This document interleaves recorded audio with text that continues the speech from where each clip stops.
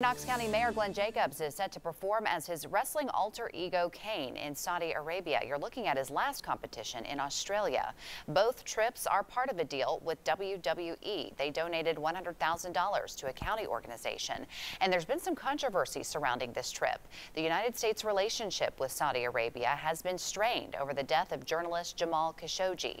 Jacobs says the wrestling event is going on as scheduled. The trip will last just a few days, and he's not planning another trip this year.